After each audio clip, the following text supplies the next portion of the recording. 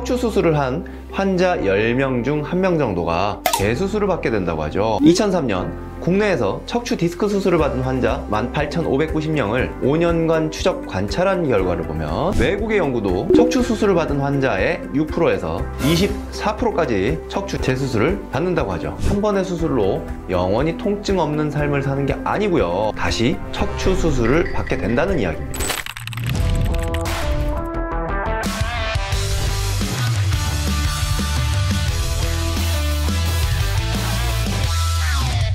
안녕하세요. 통증요정 김학조입니다. 며칠 전에 30대 남자 환자분이 오셨습니다. 1년 전부터 왼쪽 엉덩이가 아프고 다리가 저리기 시작했는데 시간이 지나면 괜찮아질 줄 알았던 거죠. 그런데 날이 갈수록 조금씩 더 심해지시더랍니다. 처음에는 그러면 왜 아프기 시작하셨나요? 이렇게 여쭤봤더니 특별히 기억나는 건 없으시대요. 그냥 평소에는 운동을 잘 안 하셔서 운동을 좀 해보려고 등산을 시작하셨답니다. 그런데 등산을 몇 번 하고 났더니 오히려 통증이 생겼고, 처음에는 엉덩이부터 종아리까지 저리고 아프더니 이게 점점 심해지더니 발바닥까지 느낌이 좀 이상해지셨다는 거죠. 발바닥에는 아무것도 없는데 마치 돌을 밟고 있는 것처럼 느낌이 좀 이상하기도 하고 쩌릿쩌릿하기도 하고 그랬다는 거죠. 그리고 앉았다 일어나면 더 심하고, 걸으면 종아리 부분이 막 당기고 저리고, 그래서 이런저런 치료를 받다가 결국은 수술을 하신 게 6개월 전. 그러고 나서 처음에 한두 달 정도는 좀 덜 아프셨대요. 그런데 수술 전보다는 좀 낫긴 해도 지속적으로 엉덩이 통증이 계속 있고 다리 저림은 없어졌는데 종아리 부분이 당기고 아픈 건 있다는 거예요. 그래서 결국은 최근 3개월 전부터는 이런 증상들이 조금 더 심해져서 치료를 받으러 오셨습니다. 물론 수술을 하시고 많은 분들이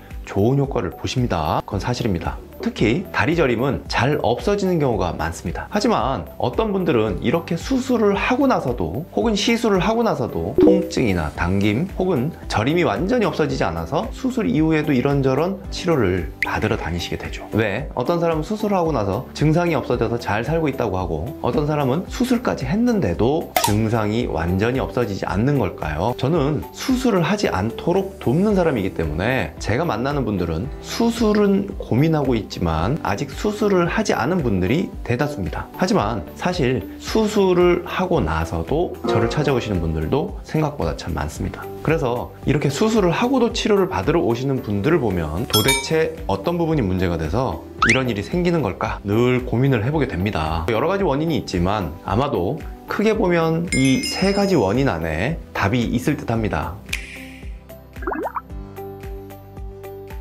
첫 번째, 허리 문제가 아니라 엉치 근육의 문제인 좌골신경통의 수술을 했을 때입니다. 우리가 엉덩이가 아프고 다리가 저린 증상을 좌골신경통이라고 부르는데요. 이 좌골신경통이 크게 보면 2가지라는 사실을 짚고 넘어가야 될 것 같습니다. 첫 번째는 허리 디스크나 협착과 같은 허리 문제로 인한 좌골신경통이 하나 있고요. 두 번째는 이상근 증후군이나 신부등근 증후군처럼 허리 문제하고는 상관이 없는 그런 좌골신경통이 또 하나 있습니다. 이 2개가 증상이 똑같아서 좌골신경통이라는 동일한 이름으로 불리죠. 학교 다닐 때 보면 같은 반에 이름 똑같은 애들이 꼭 있죠. 김영철, 그런데 둘이 네 대답을 해요. 근데 친구들이 이야기하다 보면요, 야 걔 있잖아, 왜 저기 뭐 땡땡중학교 2학년 1반의 영철이 키도 크고 축구도 잘하고 잘생긴 걔 있잖아. 그러면 듣고 있던 친구가 그래요.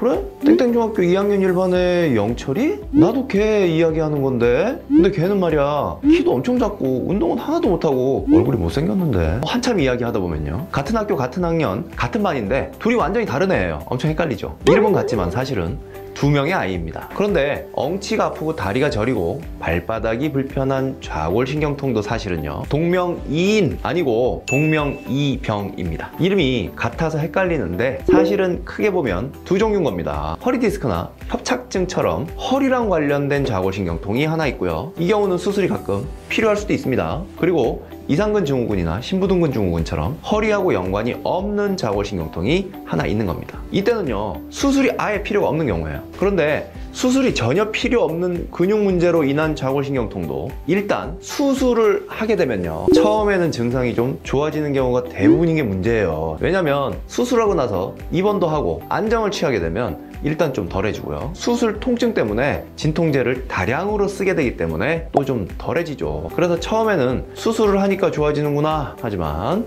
다시 일상으로 복귀하고 시간이 지나면 원인이 해결되지 않았기 때문에 다시 아프기 시작할 수 있습니다. 이건 수술 때문에 좋아진 것은 아니고 휴식과 진통제로 인해 일시적으로 좋아진 거죠. 그리고 가끔은 이 두 종류의 좌골신경통이 복합이 되어 있는 경우도 있습니다. 허리에도 문제가 일부 있고요, 엉치에도 문제가 일부 있는 경우들이 있죠. 이러면 수술로 증상이 일부는 없어지고요, 일부는 남게 되기도 하죠. 그래서 사실은 수술은 늘 최후의 수단이라고 이야기하는 것이, 이렇게 엉덩이 근육 문제로 인한 좌골신경통인지 체크해서 보존적으로 다 해볼 필요가 있는 것이죠. 허리 MRI 등에는 이런 문제가 보이지 않기 때문에 환자를 직접 동작시켜 보거나 또는 필요한 근육을 직접 눌러봐야 하는 꼼꼼한 진단 과정이 필요합니다.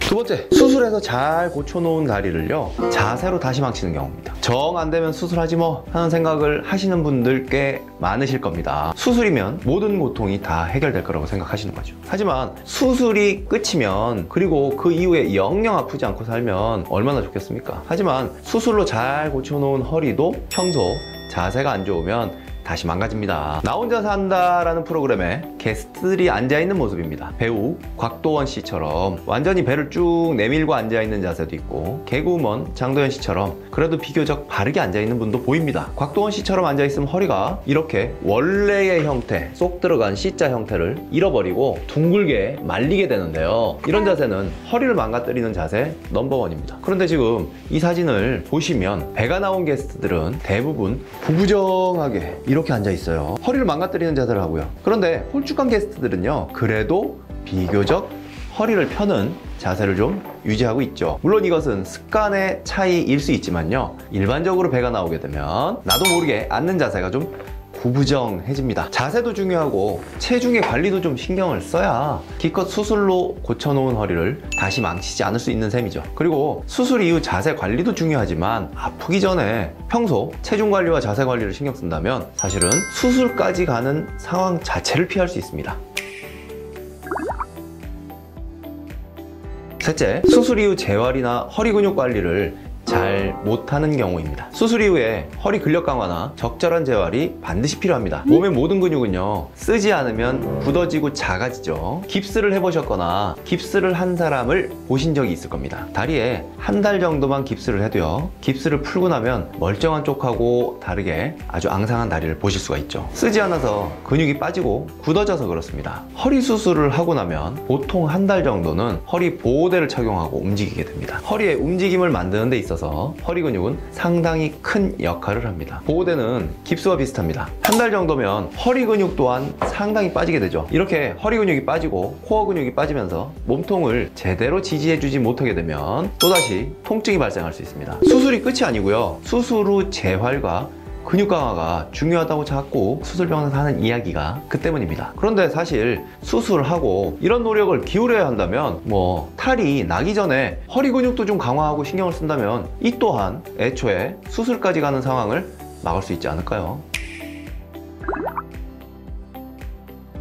서울대학교 병원 척추연구팀이 2003년 국내에서 척추 디스크 수술을 받은 환자 18,590명을 5년간 추적 관찰한 결과를 보면 척추 수술을 한 환자 10명 중 1명 정도가 재수술을 받게 된다고 하죠. 외국의 연구도 결과가 이와 비슷합니다. 척추 수술을 받은 환자의 적게는 6%에서 많게는 24%까지 척추 재수술을 받는다고 하죠. 처음 수술 부위가 다시 아팠건 혹은 시간이 지나면서 다른 부위가 또 아파졌건 수술 이후 10명 중 1명, 많게는 5명 중 1명 정도가 한 번의 수술로 영원히 통증 없는 삶을 사는 게 아니고요, 다시 척추 수술을 받게 된다는 이야기입니다. 수술로 행복한 삶을 되찾은 분들도 많지만요, 수술 이후에도 통증으로 고생하시는 분들 역시 꽤 있습니다. 수술을 한다고 끝이 아니고요, 수술을 하더라도 오히려 수술 전보다 더 세심한 관리가 필요합니다. 병은 이미 나고 나서 고치는 것보다 사실 아직 나기 전에 고치는 것이 최선책입니다. 어차피 수술 이후에 더 세심한 관리가 필요하다면 애초에 수술까지 가지 않도록 평소에 자세 관리,